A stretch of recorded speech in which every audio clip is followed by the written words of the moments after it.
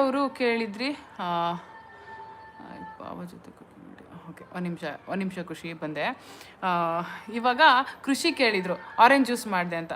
Orange ಜ್ಯೂಸ್ನ ನಾನು ಯಾಕೆ ಆ ಥರ ಫುಲ್ ಆರೆಂಜನ್ನ ಹಾಕಿ ಗ್ರೈಂಡ್ ಮಾಡೋದು ತೋರಿಸಿದ್ದೀನಿ. ಗ್ರೈಂಡರ್ ಚೆನ್ನಾಗಿ ಗ್ರೈಂಡ್ ಮಾಡುತ್ತೆ ಅಂತ. ಓಕೆ, ಆ ಥರ ಆರೆಂಜ್ ಜ್ಯೂಸ್ನ ದಯವಿಟ್ಟು ಯಾರು ಟ್ರೈ ಮಾಡೋಕ್ಕೆ ಹೋಗಬೇಡಿ. ಯಾಕೆ ಅಂತಂದರೆ ಅದರಲ್ಲಿ ಸೀಡ್ಸ್ ಇದೆ, ಆರೆಂಜ್ ಒಳಗಡೆ ಸೀಡ್ಸ್ ಇದೆ. ಸೀಡ್ಸ್ ಸಮೇತ ಗ್ರೈಂಡ್ ಆದಾಗ ಅದು ಒಂಥರ ಕಹಿ ಬರುತ್ತೆ. ಓಕೆನಾ, ಪಾಪ ನನ್ನ ಮಗು ಕಷ್ಟಪಟ್ಟು ಸೂಪರ್ ಅಂತ ಮಾಡ್ದ ವಿಡಿಯೋದಲ್ಲಿ, ಅದು ಕಹಿ ಬರುತ್ತೆ. ನಾನು ಅದನ್ನು ಯಾಕೆ ಗ್ರೈಂಡ್ ಮಾಡಿದೆ ಅಂತಂದರೆ, ಗ್ರೈಂಡ್ ಮಾಡಿದಾಗ ಗ್ರೈಂಡರು ಹೇಗೆ ಬ್ಲೆಂಡ್ ಮಾಡುತ್ತೆ, ಆರೆಂಜನ್ನ ಹೇಗೆ ನೀಟಾಗಿ ಅದನ್ನು ನಾನು ಕಟ್ ಮಾಡ್ದೇ ಆರೆಂಜನ್ನ ಹಾಕಿದೆ, ಹಾಗೆ ಫುಲ್ ಆರೆಂಜನ್ನ ಹಾಕಿದೆ ಅಲ್ವಾ, ಅದು ಹೇಗೆ ಗ್ರೈಂಡ್ ಮಾಡುತ್ತೆ ಅನ್ನೋದನ್ನು ನಾನು ಅಲ್ಲಿ ತೋರಿಸ್ಕೊಟ್ಟಿದ್ದು. ಓಕೆನಾ, ಆ ಥರ ಮಾಡೋದಕ್ಕೆ ಹೋಗ್ಬಿಡಿ. ಸೀಡ್ ಲೆಸ್ ಮಾಡಿ ಆಮೇಲೆ ಬೇಕಾದರೆ ಗ್ರೈಂಡ್ ಮಾಡಿಕೊಂಡು ಕುಡಿಬೋದು.